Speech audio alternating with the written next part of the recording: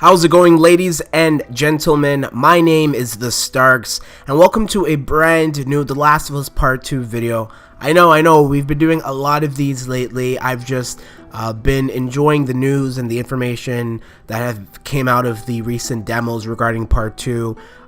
Plus, I'm a huge fan of The Last of Us and Naughty Dog, and so I've been really enjoying this. And yeah, so today we have a very interesting video to tackle. We're going to be talking about new upgrade systems that or according to this GameSpot individual, will fundamentally change the game and the way we play it. So it's interesting, and I already had a read through this article, but I'm going to do it again for the sake of this video, and so without a further delay, let's get into it. So, one of the several gameplay additions coming to The Last of Us Part 2 is a new upgrade system. We recently got our hands on the game at a preview event, and it seems upgrades are more than just a way to make Ellie stronger. They'll drastically change the way you play. GameSpot editor Phil Hornshaw spent time with the game and also spoke to co-director Anthony Newman about the feature.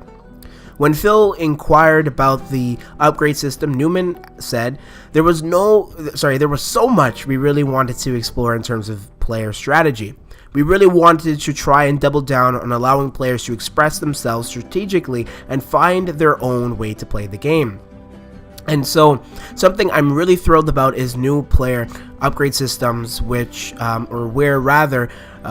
having upgrades that just minor stat boosts to different things. We really wanted to have upgrades that potentially unlocked entirely new abilities or just had drastic effects on the way you played the game.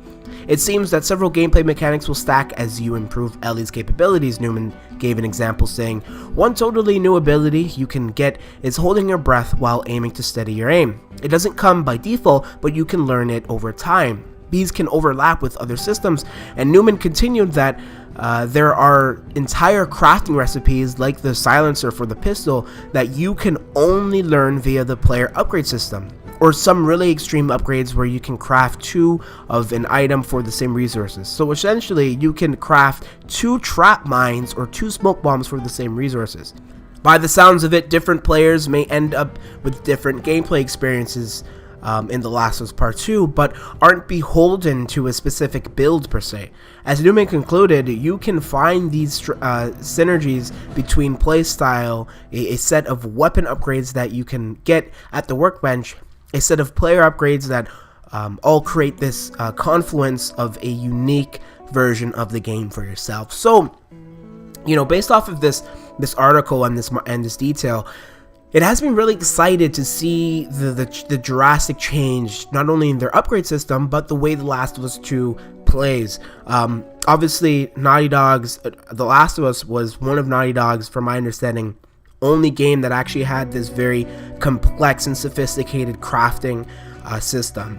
Similar to games such as Horizon Zero Dawn or even Days Gone, 2 PlayStation exclusive games, as well as even The Witcher, perhaps. These RPG-like games with almost like a looting system, but not necessarily the looting system, but more so player upgrades. Similar to Spider-Man, where you have a character like Spider-Man, and depending on your choices in the game, depending on how you experience the game. Like for me, when I played Spider-Man for the first time, I went through all of the little things we were supposed to do before story. Not everything, but I collected backpacks, I took photos of different areas, and that way this would allow me and my character Spider-Man, Peter Parker, to upgrade to the best of his abilities, so when I approach harder situations in the game, I'd be able to play them as or beat these enemies as effectively as possible.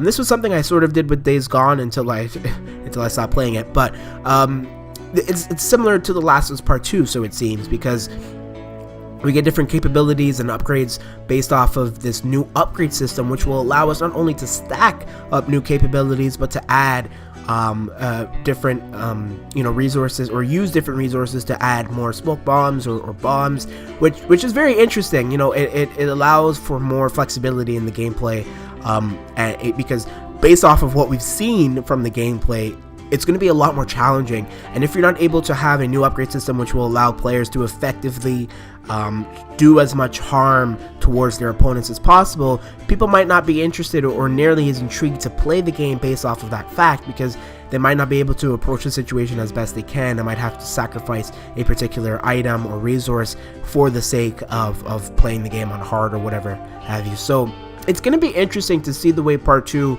really handles itself in the not only graphical side, but performance and mechanics and all these new systems that Naughty Dog have created to essentially up themselves as they normally do with each game they put out. You know, you look at something like Uncharted 4. Uncharted 4 was really open linear to a degree, but still quite linear.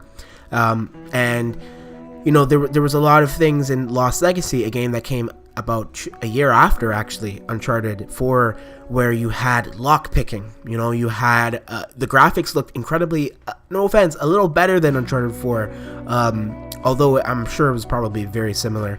You know, the performance felt a lot more smooth and fluid, although Uncharted 4 was just as great. And so essentially what I'm trying to say here, to picture this nice this nice perfect game developer such as Naughty Dog, they're not perfect, but you know, very close to being perfect. They love to improve on their past games to really show the progress of their technology. And you know, in a recent video where I spoke about the new tech, the new audio design and tech that they have for The Last of Us Part 2, and now the fact that they have a new upgrade system which will significantly be a lot more incredible than the first game, it has me beyond excited for Part 2 and to play it and finally experience it this coming February. However, I'm interested to hear your thoughts and opinions regarding this new upgrade system. Do you think it will shape out to be even better than Part 1? I mean, from the sounds of it, it will, but you know, people have their own opinion. You can leave those opinions in the comment section below if you wish, and thank you for watching. Of course, if you're new to my channel, I would appreciate it if you subscribed, as well as left this video a like. And with that being said, I've been TheStarkz. Peace.